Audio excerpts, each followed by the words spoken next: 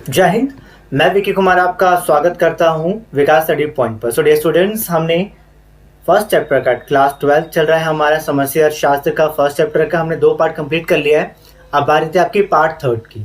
तो पार्ट में थर्ड आपका लास्ट पार्ट है इस चैप्टर का, और इसको कंप्लीट करने के बाद हमारा एक चैप्टर कंप्लीट हो जाता है। मैंने पार्ट में डिवाइड इसलिए किया था कि आपको ईजिली समझ में आ जाए और ज़्यादा प्रॉब्लम ना, क्योंकि हम एक ही चैप्टर को अगर घंटों तक देखेंगे ना शायद प्रॉब्लम आती है समझने में। इसलिए मैंने आपके सुविधा के अनुसार पार्ट के अकॉर्डिंग डिवाइड कर दिया ताकि इजी टू अंडरस्टैंड हो। ओके, आई स्टार्ट करते हैं। So welcome to all of you students. और हम माइक्रो इकोनॉमिक्स करने जा रहे हैं, समस्या अर्थशास्त्र का पार्ट थर्ड है आपको, मैंने आपको बता दिया। और सबसे बड़ी बात, हम कहाँ करने जा रहे हैं, ये आप करने जा रहे हैं विकास स्टडी पॉइंट पर। ठीक है, सो विकास स्टडी पॉइंट पर हम पढ़ने के लिए जा रहे हैं। चलिए स्टार्ट करते हैं, टाइम वेस्ट ना करते हुए। आज का कंसेप्ट क्या है हमारा स्टॉक और फ्लो वाला पार्ट जो है वो ऑलरेडी हमारे पार्ट सेकंड में कंप्लीट हो चुका है। तो पार्ट थर्ड के अंदर क्या है, पार्ट थर्ड के अंदर हम अर्थशास्त्र की जो सेक्टर है ना, 4 सेक्टर, उसके बारे में जानेंगे कि ये 4 सेक्टर कौन है और कैसे हर एक सेक्टर एक दूसरे पर डिपेंड है। लेकिन उससे पहले हमारे लिए समझना ये जरूरी हो जाता है कि वो 4 क्षेत्र की डेफिनेशन क्या है, कैसे अगर एग्जाम में आ जाए तो उसे डिफाइन करना है कि जो टीचर चेक करने वाला उसको झटके से पसंद आ जाए, वो आपको जो नंबर क्वेश्चन में दिया गया उतने को उतने नंबर दे जाए। उसी के अकॉर्डिंग मैं आपको पढ़ा रहा हूँ, आपको समझ में आए, आपके मार्क्स भी अच्छे आए और आपका नॉलेज बढ़ता ही जाए। ठीक है, ठीक है, स्टार्ट करते हैं। तो 4 सेक्टर ऑफ द इकोनॉमी के बारे में हम पढ़ रहे हैं। अर्थव्यवस्था की 4 क्षेत्र। सबसे पहले है हमारा परिवार क्षेत्र यानी कि house hold sector. House hold sector पढ़ क्या रहे, समष्टि अर्थशास्त्र। तो समष्टि अर्थशास्त्र का मतलब केवल एक परिवार से नहीं होगा, सभी परिवारों से होगा। इसमें मेरा परिवार भी आ जाएगा, आपका भी आ जाएगा, आपके दोस्त का भी, मतलब सभी का आ जाएगा। ठीक है, अभी है क्या, आइए समझते हैं डेफिनेशन से। इसमें वस्तुओं तथा सेवाओं के उपभोक्ताओं को सम्मिलित किया जाता है। क्या, वस्तुओं तथा सेवाओं के उपभोक्ताओं को सम्मिलित किया जाता है, यानी कि वो उपभोक्ता जो वस्तुओं तथा सेवाओं का उपयोग करते हैं अपनी आवश्यकताओं को पूरा करने के लिए, अपनी नीड को फुलफिल करने के लिए। इसमें आपका परिवार एक गृह क्षेत्र आ जाता है। उत्पादन के कारकों के स्वामी भी कहा जाता है इन्हें। उत्पादन के कारक की बात की जा रही है। आपने 11th क्लास के अंदर उत्पादन के कारक यानी कि फैक्टर ऑफ प्रोडक्शन के बारे में पढ़ चुका है, और मुझे पता है कि आप सभी बच्चों को पता भी होगा। जिसको नहीं पता है उसके लिए हम आपको बता देते उत्पादन के कारक होते क्या है। सिंपल सी भाषा में ये है, वे चीज या वे कारक जो प्रोडक्शन के लिए यूज किए जाते हैं। अब प्रोडक्शन के लिए किन किन चीजों का इस्तेमाल किया जाता है, तो मेजर तौर पर, मतलब बड़े लेवल पे, बड़े स्तर पर जो चीजें मुख्य होती हैं उसमें आपका क्या जाता है, भूमि यानी कि लैंड। अगर कोई प्रोड्यूसर किस चीज का उत्पादन करना चाहता है, फैक्ट्री खोलना चाहता है, तो जमीन सबसे पहले चाहिए, जमीन दिखेगा तब ना। फिर आपका पूंजी। अब पूंजी क्या होता है, ये आपका कैपिटल जो लगाएगा उसको खोलने के लिए। अब लगा दिया, सब कुछ सेटअप कर दिया, तो काम करने के लिए क्या चाहिए, श्रमिक चाहिए यानी कि श्रम, और साथ में उद्यम चलाना चाहिए उस चीज को, सेटअप को देखने रेखने के लिए, देख रेख के लिए। तो भूमि, पूंजी, श्रम, उद्यम, या भूमि, श्रम, पूंजी, उद्यम, इसी को कहते हैं उत्पादन के कारक। और परिवार को इन कारकों का स्वामी कहा जाता है, क्योंकि ये इन्हीं के पास उपलब्ध होता है। हर किसी के पास जो भी लोग हैं, परिवार है, किसी के पास जमीन है, कोई खुद जाकर के उस कंपनी में काम दे रहा है, कोई पैसा लगा रहा है, तो किसी न किसी रूप में अपना योगदान उस उत्पादन के लिए देता ही देता है। ठीक है, फिर आता आपका प्रोड्यूसर यानी कि आपका उत्पादक क्षेत्र। अब इसमें क्या होता है, तो इसमें अर्थव्यवस्था की सभी उत्पादन करने वाली इकाइयां या फर्में क्षेत्र में सम्मिलित होती हैं। इसमें वस्तुओं तथा सेवाओं के उत्पादन हेतु फर्में उत्पादन के कारक जो मैंने आपको बताया, भूमि, श्रम, पूंजी, उद्यमशील की सेवाओं को परिवार क्षेत्र से क्या भाड़े पर लेती है। यहाँ पर ध्यान ये देना कि जो उत्पादक क्षेत्र होते हैं, जिन्होंने ये सोचा है कि मुझे किसी चीज का प्रोडक्शन करना है, अब प्रोडक्शन करने के लिए उन्होंने भूमि ले लिया, पैसा लगा दिया, मशीनें वगैरह लेकर के आ गए, काम करने के लिए लोग भी आ गए, और उसको मैनेज करने के लिए एक एंटरप्राइजेस भी सेटअप कर दिया गया। ठीक है ना, लेकिन ये उसका अपना नहीं है, उसने परिवारों से लिया है। अब ऑब्वियस सी बात है, जब कोई इंसान किसी दूसरे इंसान से कोई चीज लेता है तो बदले में कुछ ना कुछ जरूर देता है। वैसे ही यहाँ पर हर एक चीज का एक मूल्य है। अब भूमि, उत्पादक क्षेत्र ने परिवार क्षेत्र से भूमि लिया, लैंड लिया, तो बदले में क्या मिलेगा, भूमि के बदले लगान दिया जाएगा, किराया दिया जाएगा, किसको, परिवार क्षेत्र को, किसकी तरफ से? आपके उत्पादक क्षेत्र से। अभी ना सिर्फ परिभाषा समझ लो, जब हम आगे बढ़ेंगे ना तो इन दोनों में किस प्रकार से रिलेशन है, कैसे परिवार क्षेत्र आपका उत्पादक क्षेत्र पर डिपेंडेंट है और कैसे producer sector house hold sector पर डिपेंडेंट है, दोनों एक दूसरे पर डिपेंडेंट है। ठीक है, आगे बढ़ते हैं, हमारे तीसरे क्षेत्र की ओर चलते हैं। तीसरा क्षेत्र आपका आ जाता है सरकारी क्षेत्र, गवर्नमेंट सेक्टर, और इसका बहुत ही इंपॉर्टेंट रोल होता है किसी भी कंट्री के लिए या किसी भी कंट्री की इकोनॉमी के लिए। ठीक है ना, इसका काम क्या होता है? इसका काम होता है कल्याणकारी एजेंसी के रूप में कार्य करना। बेसिकली ये वेलफेयर के लिए करती है ना, पब्लिक वेलफेयर के लिए, सोशल वेलफेयर के लिए, समाज को और ऊंचा रखने के लिए, जो समस्याएं फैमिली प्रोड्यूसर जो भी फील कर रहे हैं, जो भी समस्याएं लोगों के सामने आ रही है, उन समस्या को दूर करने का काम सरकार का होता है। साथ ही साथ उत्पादक के रूप में भी सरकार कार्य करती है। अब उत्पादक के रूप में कैसे?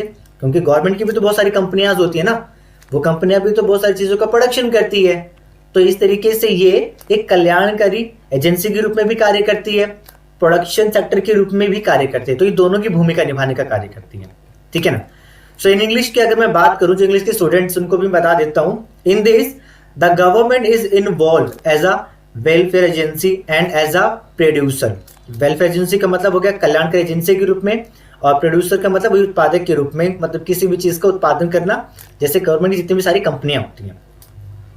As a welfare agency, the government perform welfare function such as law and order and security. यानी कि कानून व्यवस्था बनाए रखने के लिए, सुरक्षा के लिए ये कल्याणकारी एजेंसी के रूप में काम करती है ना। सरकार को बिठा इसलिए जाता है ताकि वो अपना एक नया कानून लाए जो लोगों के लिए सही हो, लोगों के लिए फायदेमंद है, और लोगों मतलब किसी देश के अंदर वहां के जो भी परिवार रह रहा है, जो लोग रह रहे हैं, उनको किस तरीके से सुरक्षित रखा जाए, किसी भी समस्या का समाधान से कैसे उनको मुहैया कराया जाए, ये काम गवर्नमेंट का होता है। ठीक है, फिर लास्ट सेक्टर आता है आपका एक्सटर्नल सेक्टर, जिसे कहते हैं हम विदेशी क्षेत्र। अब हमें ये तो पता चल गया परिवार क्षेत्र, उत्पादक क्षेत्र, सरकार क्षेत्र, ये किसी देश के अंदर का भाग हो गया। अब जो विदेशी क्षेत्र है वो उस देश के बाहर का हिस्सा हो गया, लेकिन जो बाहर का हिस्सा है वो भी तो कहीं ना कहीं कनेक्टेड होता है एक देश से। क्यों? क्योंकि हमें पता है कोई भी देश अपने आप में परिपूर्ण नहीं है, सभी के पास सभी प्रकार के संसाधन उपलब्ध नहीं है। तो जिस संसाधनों की, संसाधन यानी कि हमारे रिसोर्सेज, जो रिसोर्सेज हमारे पास लिमिटेड होते हैं और वो हमारे पास अवेलेबल नहीं होते, वो कोई दूसरी कंट्री हमें दे सकती है, तो उसके लिए हमें उस पर निर्भर रहना पड़ता है। और कहीं ना कहीं उस देश को भी जो संसाधन उसके पास नहीं है, किसी और देश पर निर्भर रहना पड़ता है। तो हर एक कंट्री दूसरे पर डिपेंडेंट है अपने रिसोर्सेज को लेने के लिए, अपनी मतलब जो भी उनकी रिक्वायरमेंट होती है उसकी फिलफिलिंग के लिए। ठीक है ना। तो विदेशी क्षेत्र क्या है? इस क्षेत्र में शेष विश्व क्षेत्र भी कहा जाता है। शेष विश्व क्षेत्र इसलिए कहा जाता है, भारत को लेकर चल रहा हमारा एक देश है, भारत को छोड़ करके बाकी जितने भी हैं वो बचे हुए देश हैं। भारत तो एक देश है, तो बाकी जितने भी हैं वो बचे हुए देश हैं, तो इस तरीके से उसको शेष विश्व क्षेत्र कहा जाता है। ठीक है, इनमें उन क्रियाओं को सम्मिलित किया जाता है जो वस्तुओं के निर्यात यानी कि एक्सपोर्ट, आयात यानी कि इंपोर्ट तथा घरेलू अर्थव्यवस्था एवं शेष विश्व के बीच पूंजी के प्रवाह से संबंधित होता है। अब जैसे मैंने आपको बताया कि कोई भी कंट्री अपने आप में परिपूर्ण नहीं है, किसी न किसी रिसोर्सेज के लिए दूसरी कंट्री पर डिपेंडेंट रहना ही पड़ता है। तो यहाँ पे क्या होता है, यहाँ पर एक्सपोर्ट और इंपोर्ट का रिलेशन चलता है एक कंट्री का दूसरे कंट्री से। जो चीज हमारे पास नहीं है, वहां से मंगवाना है तो वहां से हम आयात करेंगे यानी कि इंपोर्ट करेंगे, और जो चीज हमारे पास है किसी दूसरे को जरूरत है तो हम एक्सपोर्ट करेंगे यानी कि निर्यात करेंगे। और इस बीच में किस चीज का प्रभाव होता है? मुद्रा का प्रभाव होता है, पूंजी का प्रभाव होता है। अगर भारत अमेरिका से कुछ खरीदेगा तो अमेरिका में जो चीज मिल रही है उसको उसी की करेंसी में डील करेगा, तो यानी कि डॉलर में उसको देना पड़ेगा, और अमेरिका अगर बाहर से कुछ खरीदता है तो उसको रुपया देना पड़ेगा। तो इस तरीके से ये डील एक दूसरे देशों के साथ चलती है। तो ये थे हमारी अर्थव्यवस्था के 4 क्षेत्र। कौन कौन से था? हमारा हाउस होल्ड यानी कि परिवार, दूसरा प्रोड्यूसर यानी कि उत्पादक, तीसरा गवर्नमेंट यानी कि सरकार, और चौथा हमारा एक्सटर्नल यानी कि विदेशी। ये 4 क्षेत्र रखते। इसके डेफिनेशन हमने समझ ली है, अब कैसे डिपेंडेंट है वो भी समझेंगे। आइए नेक्स्ट पेज पे चलते हैं। नेक्स्ट क्या है? ये है आपका अंतर क्षेत्रीय प्रवाह। कई बार ना एग्जाम में अंतर क्षेत्रीय प्रवाह के बारे में बहुत पूछा जाता है कि अंतर क्षेत्रीय प्रवाह से आप क्या समझते हैं। What do you understand by intersectoral flows. तो वहां पे बच्चे कंफ्यूज हो जाते हैं, हालांकि पढ़ा उन्होंने होता है बट फिर भी कंफ्यूज हो जाते हैं कि ये क्या पूछ लिया सर ने, कुछ समझ के भी समझ में नहीं आ रहा। तो बहुत ही सिंपल है, सुन लो, बहुत सिंपल है, बस इसके शब्दों को गौर करो। यहां क्या बोल रहा है, अंतर क्षेत्रीय प्रवाह। प्रवाह, प्रवाह का मतलब हो गया जो इधर से जा रहा है इधर आ रहा, आना जाना, प्रवाह हो गया। अंतर क्षेत्रीय यानी कि ये अंतर क्षेत्रीय की बात कर रहा है, अंदर के क्षेत्र की बात कर रहा है कि जब अंदर के क्षेत्र, एक क्षेत्र दूसरे क्षेत्र पर निर्भर रहता है और उनके बीच में वस्तुओं, सेवाओं, मुद्राओं का आदान प्रदान होता है, इसे ही हम अंतर क्षेत्रीय प्रवाह कहते हैं। कैसे और अच्छे से इसको समझते हैं, ठीक है। सबसे पहले अर्थव्यवस्था का प्रत्येक क्षेत्र एक प्रकार से अन्य क्षेत्र पर निर्भर करता है। समझ में आ गया। परिवार क्षेत्र अपने आप में परिपूर्ण नहीं है, उसको अपनी चीजों को लेने के लिए प्रोड्यूसर पर निर्भर रहना ही पड़ेगा, क्योंकि परिवार खुद चीजों का उत्पादन नहीं करता, प्रोडक्शन नहीं करता। प्रोडक्शन कौन करता है, प्रोड्यूसर। तो ऑब्वियस सी बात है कि फैमिली सेक्टर को अब खाने पीने की चीजें हो गई, कपड़े हो गए, क्या ये परिवार सेक्टर खुद बनाते हैं, नहीं बनाता है, कोई और बनाता है। हम क्या करते हैं, उसको पैसे देते हैं और बदले में वो चीज ले लेते हैं। तो यहाँ पे हम डिपेंडेंट उस व्यक्ति पर, करेक्ट। तो इसे हम अंतर क्षेत्रीय प्रवाह कहते हैं। अगला कह रहा है अंतर क्षेत्रीय अंतर निर्भरता के कारण क्या होता है, अर्थव्यवस्था की विभिन्न क्षेत्रों के बीच वस्तुओं तथा सेवाओं का आदान प्रदान होता है। In English, inter sector independent leads to exchange of goods and services between different sector of the economy. यानी कि एक अर्थव्यवस्था की जो अलग अलग सेक्टर हैं उनके बिटवीन में वस्तुओं यानी कि आपका गुड्स, सेवाएं यानी कि सर्विसेज का आदान प्रदान होता है। यानी कि एक तरफ से वस्तु जाती है, सेवाएं आती हैं, सेवाएं जाती है, वस्तु आती है। तो ये प्रोसेस आना जाना किसका, गुड्स एंड सर्विसेज का लगा रहता है इसके अंदर, ठीक है। थर्ड पॉइंट क्या कह रहा है, थर्ड पॉइंट कह रहा है हमारा वस्तुओं तथा सेवाओं के इस आदान प्रदान के फलस्वरूप क्या होता है, मुद्रा का प्रभाव होता है। पॉइंट टू पॉइंट मैंने चीजें इसलिए लिखी है ताकि आपको पॉइंट टू पॉइंट समझ में आ जाए और जब आपसे पूछा जाए तो आप इजीली डिस्क्राइब कर पाए। Got it. तो यहां पे सबसे पहले हमने ये समझ लिया कि हर एक क्षेत्र दूसरे क्षेत्र पर क्या है, डिपेंडेंट है, पहला पॉइंट। दूसरा पॉइंट क्या कहता है, यहां पर वस्तुओं तथा सेवाओं का आदान प्रदान होता है किसी भी अर्थव्यवस्था में। तीसरा पॉइंट कहता है अगर वस्तुओं सेवाओं का आदान प्रदान हो रहा है, मान लीजिए कि मुझे आपसे किसी कमोडिटी की नोट से किसी गुड्स की नोट है, ठीक है। मैं मान लेता हूं कि मुझे एक शर्ट चाहिए आपसे, आप एक प्रोड्यूसर दुकानदार है, ठीक है। अब मैं आपके पास आया, आपसे मैंने बोला कि मुझे शर्ट पसंद, मुझे शर्ट दे दो। अब वो शर्ट अगर मुझे देंगे या आप मुझे देंगे तो फ्री में तो देंगे नहीं, क्योंकि आप भी कहीं से खरीद के लाए हैं। बदले में क्या लेंगे, आप मुझसे उसका मूल्य लेंगे, उसकी वैल्यू लेंगे, चाहे वो 200 की हो, 500 की हो, 700 की, जितनी की भी शर्ट हो, करेक्ट। तो यहाँ पे क्या हुआ, यहाँ पर जब वस्तुओं का या सेवाओं का आदान प्रदान हो रहा है ना, तो बदले में मुद्रा दी जाती है, तो साथ में मुद्रा का भी तो फ्लो हो रहा है ना, मनी का भी फ्लो हो रहा है। जब हम कमोडिटी लेते हैं तो मनी देते हैं, हम डॉक्टर की सर्विसेज लेते हैं, टीचर की सर्विसेज लेते हैं तो मनी देते हैं। तो यहाँ पर कमोडिटी एंड सर्विसेज के साथ साथ मनी का भी फ्लो होता है, ठीक है। फिर लास्ट पॉइंट कहता है हमारा, अतः परिवार क्षेत्र जो कि उत्पादक क्षेत्र को क्या देता है, कारक सेवाएं प्रदान करता है। परिवार क्षेत्र यानी कि हमारा हाउस होल्ड सेक्टर, और उत्पादक क्षेत्र यानी कि प्रोड्यूसर सेक्टर। अब ये क्या करता है, ये इसको कौन, house hold sector producer sector को क्या देता है, फैक्टर सर्विसेज देता है। क्या देता है, फैक्टर सर्विसेज यानी कि कारक सेवाएं, ठीक है। अब कारक सेवाएं प्रदान करता है और बदले में क्या मिलता है उसको, बदले में उसके मुद्रा के रूप में कारक भुगतान मिलता है। अब इसको कारक भुगतान क्यों कहते हैं, क्योंकि जो भुगतान हमें फैक्टर सर्विसेज पे मिल रहा है उसको हम फैक्टर पेमेंट कहते हैं। Got it. ये हमारा फैक्टर पेमेंट हो गया, किस पे मिल रहा है, हमें फैक्टर सर्विसेज पे मिल रहा है। दे किसको रहे हैं, प्रोड्यूसर को दे रहे हैं। कौन दे रहा है, हाउस होल्ड दे रहा है। Got it. फिर आगे का पॉइंट क्या कहते हैं, फलता, ठीक है। फलता हम सब पारस्परिक अंत निर्भरता की प्रणाली में रहते हैं, यानी कि हम जिस समाज में, जिस अर्थव्यवस्था में निवास कर रहे हैं वो एक ऐसी प्रणाली है जिसमें हर एक व्यक्ति, हर एक परिवार एक दूसरे पर किसी ना किसी रूप से डिपेंडेंट है, इंडिपेंडेंट कोई नहीं, क्योंकि कोई अपने आप में परफेक्ट नहीं है, परिपूर्ण नहीं है। अपनी हर एक चीज़ की नीड को फुलफिल करने के लिए वो उसको दूसरे पर निर्भर रहना ही पड़ता है। आपके घर में एसी है, आपने एसी लगा रखा है, खराब हो गया, क्या आप वो ठीक कर सकते हैं? नहीं कर सकते। उसके लिए जो एसी का मैकेनिक है, जो एसी को ठीक कर सकता है, उसको बुलाना पड़ेगा। तो आप क्या है, उस पर निर्भर हैं। जब तक कि वो आगे ठीक करेगा नहीं, तब तक आप उसका मजा नहीं ले सकते, है ना। इसलिए हमारी अर्थव्यवस्था, इवन किसी भी देश की अर्थव्यवस्था के अंदर इंटरसेक्टरल फ्लो चलता रहता है, क्योंकि हर एक लोग, हर एक व्यक्ति, गवर्नमेंट हो, आपका हाउस होल्ड हो, प्राइवेट हो या एक्सटर्नल सेक्टर हो, एक दूसरे पर डिपेंडेंट है। ठीक है ना।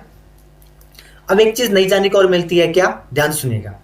अंतर क्षेत्रीय प्रवाह का व्यापक रूप से वास्तविक प्रवाह तथा मौद्रिक प्रवाह में वर्णन किया जाता है। क्या ये? Intersectoral flow is broadly describe in terms of real flow and money flow.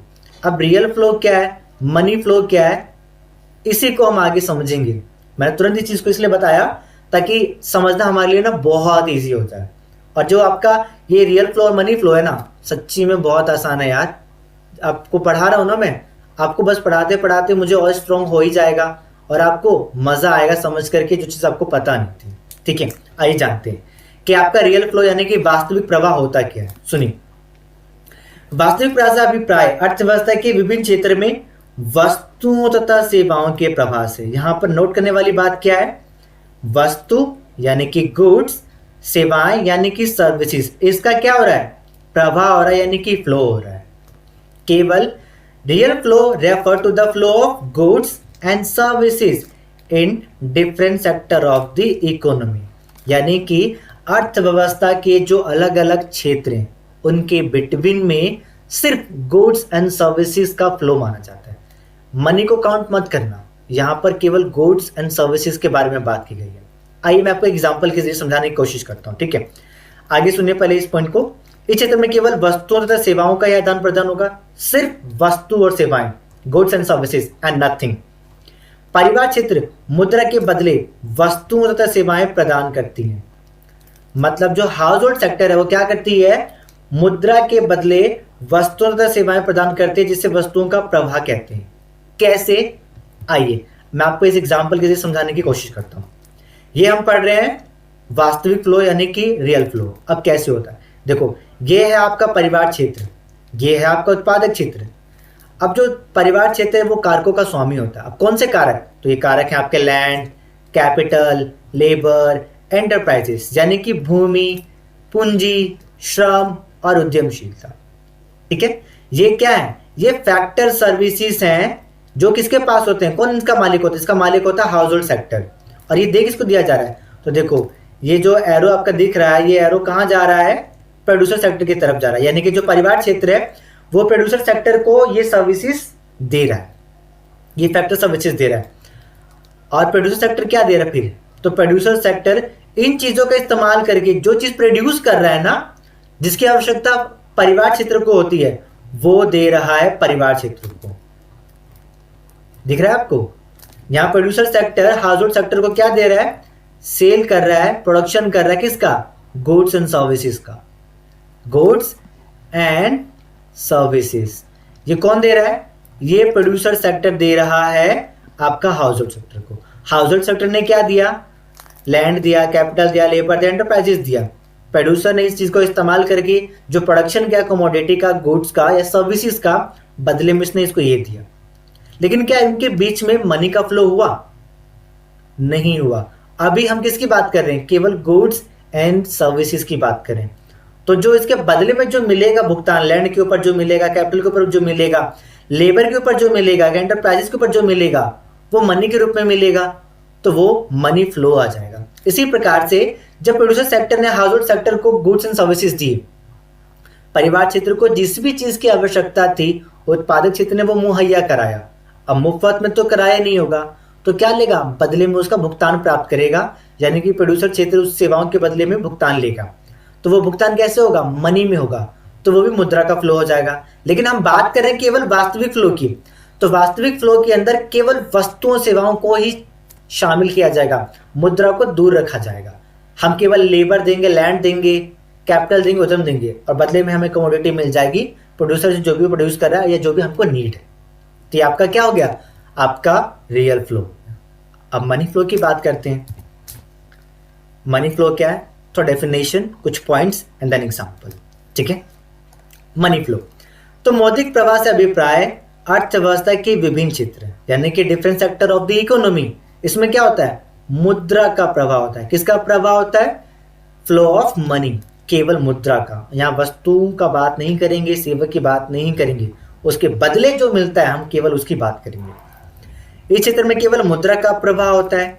उत्पादक क्षेत्र वस्तुओं तथा सेवाओं के बदले, अब उत्पादक क्षेत्र क्या होता है, वस्तु सेवाओं के बदले परिवार क्षेत्र को मुद्रा प्रदान करती है, जिसे मुद्रा का प्रवाह कहा जाता है। ठीक है ना। अब कैसे हम वो समझेंगे, उससे पूर्व एक कंसेप्ट और है, एक पॉइंट और है, उसे समझना भी हमारे लिए इंपॉर्टेंट हो जाता है। क्या कह रहा है ये कह रहा है मौद्रिक प्रवाह वास्तविक प्रवाह का व्युत्क्रम होता है जब मुद्रा का प्रयोग केवल विनिमय के माध्यम के रूप में होता है। विनिमय का माध्यम, मुद्रा क्या है, मुद्रा एक विनिमय का माध्यम है।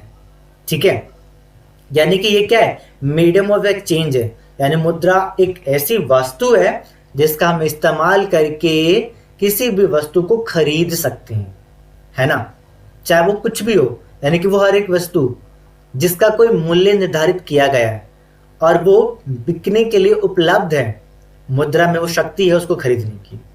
ठीक है ना। यहाँ पे क्या बोल रहा है कि वास्तविक प्रवाह का व्युत्क्रम है मौद्रिक प्रवाह, जब मुद्रा का प्रयोग हम विनिमय के माध्यम के रूप में करते हैं। ऑफ कोर्स उसका व्युत्क्रम है ही। कैसे है, वस्तु मैंने आपको दी, बदले में मुझे क्या मिला, मुद्रा। मैंने आपको वस्तु दी, आपने मुझे पैसे दिए, मैंने आपको पैसे दिए तो आपके पास जो चीज़ था, जिस चीज़ की मुझे ज़रूरत थी वो आपने मुझे दिया।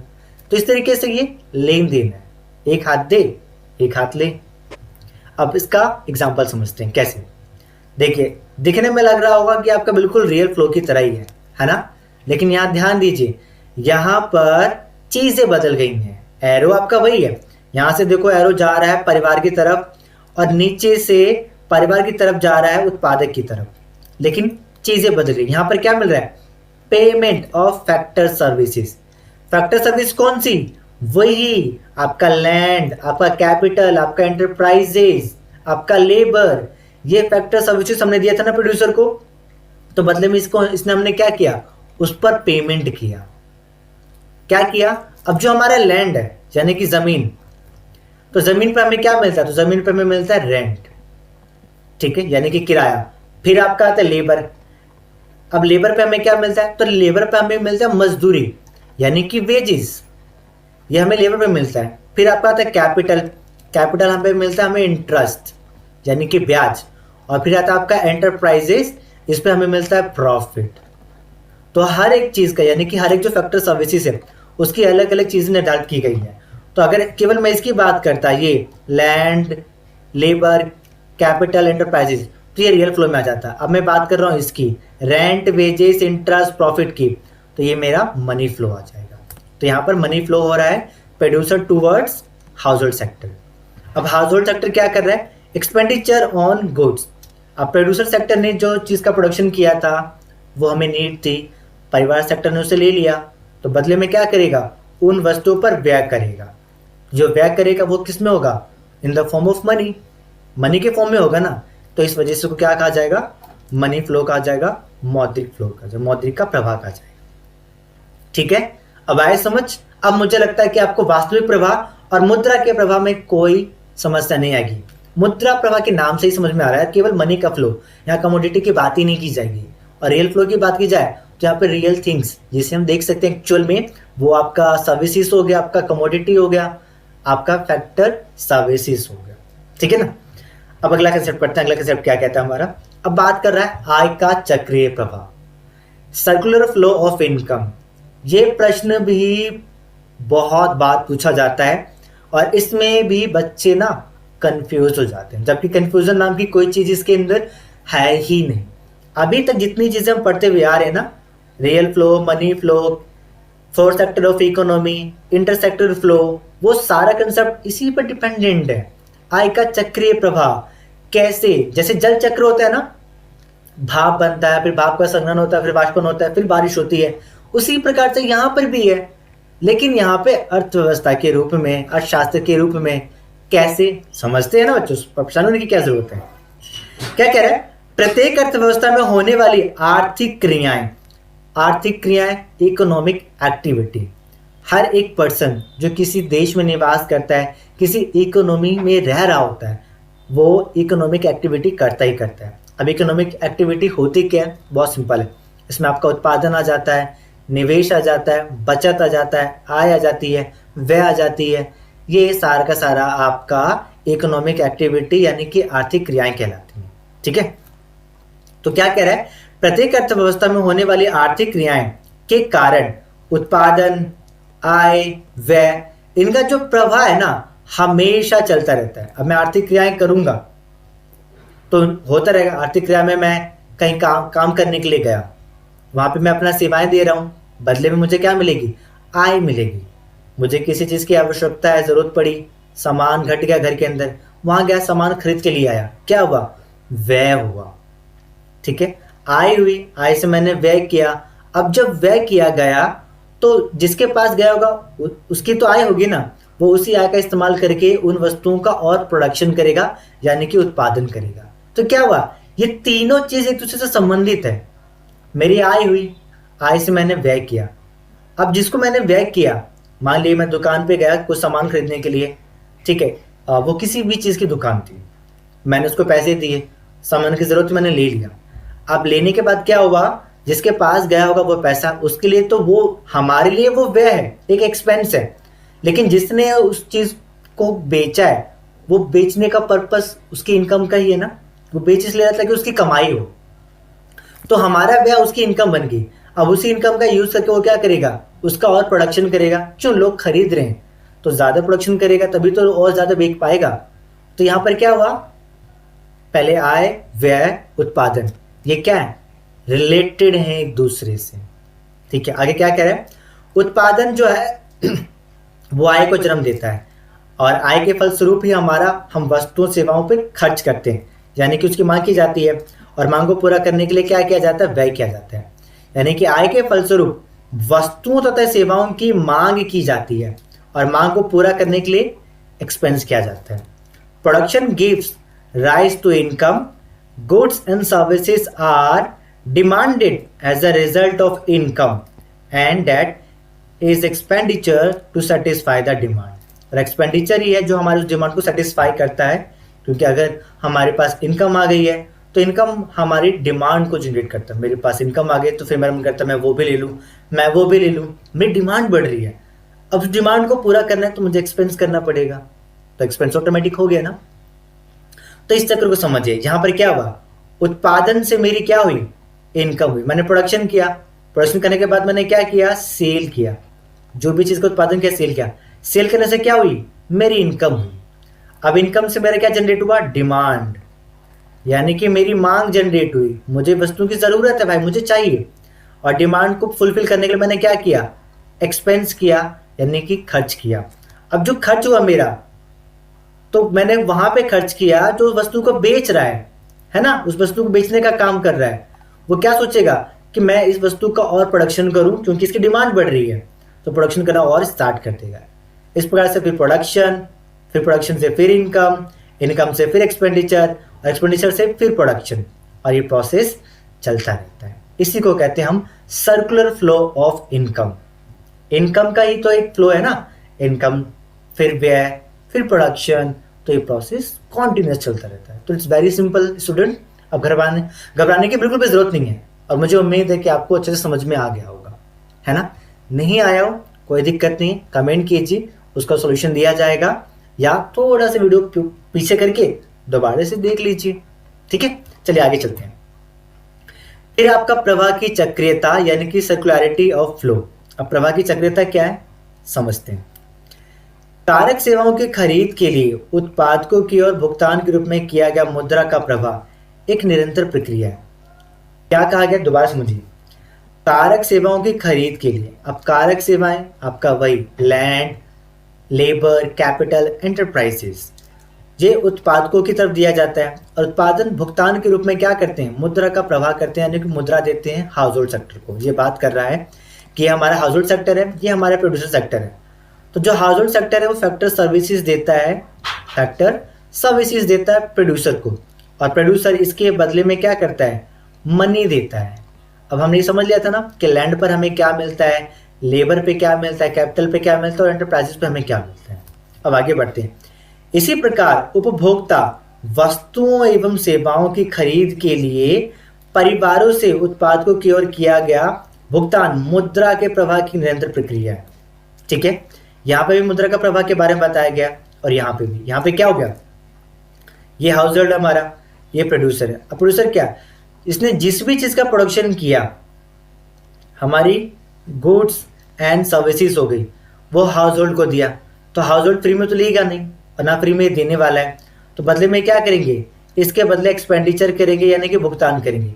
और भुगतान किस में होगा, मनी में ही होगा, मनी में ही होगा ना। तो ये क्या कह रहा है, प्रवाह की चक्रियता में ये कह रहा है कि कारक सेवाओं की खरीद के लिए उपभोक्ता परिवार की तरफ मुद्रा का प्रवाह करता है, और वस्तुओं तथा सेवाओं की खरीद के लिए परिवार क्षेत्र उत्पादक की तरफ मुद्रा का प्रवाह करता है। अब महत्वपूर्ण बातें जानने के लिए कि ये चक्र नहीं रुकता कभी। अब क्यों नहीं रुकता, कैसी पॉसिबिलिटी है कि बारिश ना आए, हो सकती है। आप अभी देख ही रहे हैं कैसे एनवायरनमेंट का माहौल इतना ज्यादा बदल गया है, जो हमारी इकोसिस्टम में कितना चेंज आ गया है ना। तो इसमें भी चेंज आ सकता है, क्या लगता है आपको, नहीं आ सकता। क्यों नहीं आ सकता, आइए जानते हैं। उत्पादकों द्वारा की गई कारक सेवाओं की मांग कभी भी नहीं रुकती। मतलब जो प्रोड्यूसर है, जो कमोडिटी यानी कि गुड्स एंड सर्विसेज का प्रोडक्शन कर रहा है, उसको चाहिए ही चाहिए होगा, उसको लेबर चाहिए ही चाहिए होगा, उसको लैंड चाहिए ही चाहिए होगा, उसको कैपिटल चाहिए ही चाहिए होगा। मतलब ये सारी चीजें उसको चाहिए ही चाहिए, क्योंकि बिना इसके वो कुछ कर ही नहीं सकता। बिना भूमि के कहाँ उत्पादन करेगा, बिना श्रमिक के कौन उत्पादन करेगा, बिना पैसे के कैसे प्रोसेस करेगा। तो ये चीज चाहिए ही चाहिए, तो उसकी मांग इसकी हमेशा रहेगी प्रोड्यूसर की। ठीक है।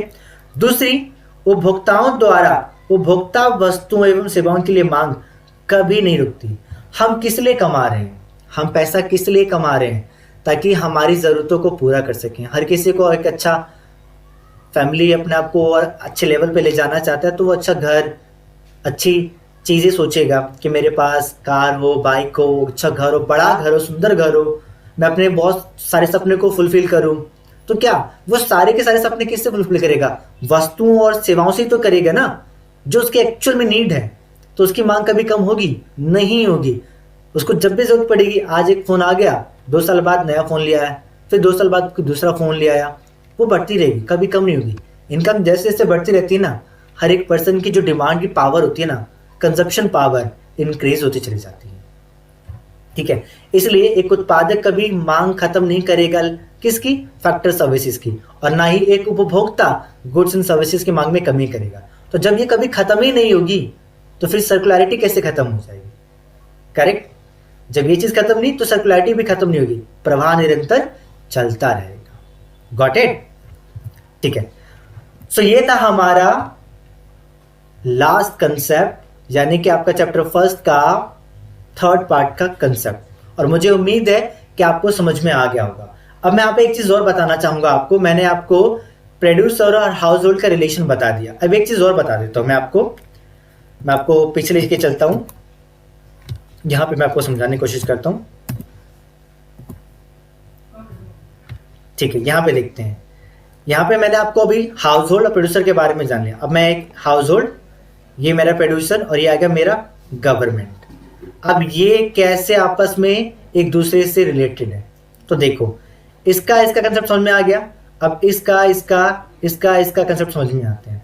देखो हाउस होल्ड क्या करेगा, हाउस होल्ड गवर्नमेंट को क्या देगा, टैक्स देगा। ठीक है, और गवर्नमेंट इसको क्या देगी, सिक्योरिटी देगी, लॉ एंड ऑर्डर मेंटेन करके रखेगी, और भी बहुत सारी सुविधाएं देगी। इसी प्रकार से प्रोड्यूसर क्या देगा, तो प्रोड्यूसर भी इसको टैक्स देगा गवर्नमेंट को। ठीक है ना, बहुत सारे टैक्सेस होते हैं। और साथ ही साथ प्रोड्यूसर जो होता है, मतलब एक कंपनी के रूप में भी टैक्स देगा, और जो कंपनी का मालिक है वो अपनी इनकम से भी टैक्स देगा। ये ध्यान रखिएगा, व्यक्तिगत रूप में अलग हो जाता है, प्रोड्यूसर के रूप में एक अलग चीज हो जाती है, फर्म के रूप में आ जाता है।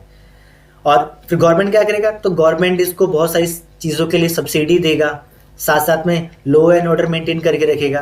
तो इस तरीके से ये तीनों आपस में इस तरीके से संबंधित हुए। अब एक चीज़ और, अब बारी आ जाती है आपका एक्सटर्नल चीज़। अब एक्सटर्नल में क्या आ जाता है आपका एक्सटर्नल सेक्टर, यानी कि आपका विदेश, ये हो गया आपका एक्सटर्नल सेक्टर। अब ये कैसे रिलेटेड है, तो ये रिलेटेड है, यहाँ पे समझते हैं। अब जो एक्सटर्नल सेक्टर है, तो हमें पता है यहाँ पे बात एक प्रोड्यूसर से भी की जाएगी और एक देश की तरफ सरकार भी करता है। सरकार भी क्या करती है, सरकार भी इससे वस्तुओं और सेवाओं का आदान प्रदान करती है। मतलब सरकार एक्सपोर्ट भी करती है और यहाँ से ये इंपोर्ट भी करती है। यहाँ पे मैं केवल एक्सटर्नल सेक्टर और गवर्नमेंट को लेकर चल रहा हूँ। ये क्या कर रही है, ये एक्सपोर्ट कर रही है, सॉरी इंपोर्ट कर रही है, और इसको अगर देगी तो ये एक्सपोर्ट कर रही है। सेम यही प्रोसेस है, ये भी इसको क्या करेगा, इसको अगर दे रहा है तो इसका मतलब ये इसको एक्सपोर्ट कर रहा है, ठीक है। और इससे अगर ले रहा है, तो मतलब इंपोर्ट करेगा। तो या तो इसको इससे इधर दिखा दो, इधर से इधर दिखा दो, बात आपका ही है। और ये रिलेशन इसके साथ भी है, हाउस होल्ड के साथ भी, और वही आपका प्रोड्यूसर के साथ भी।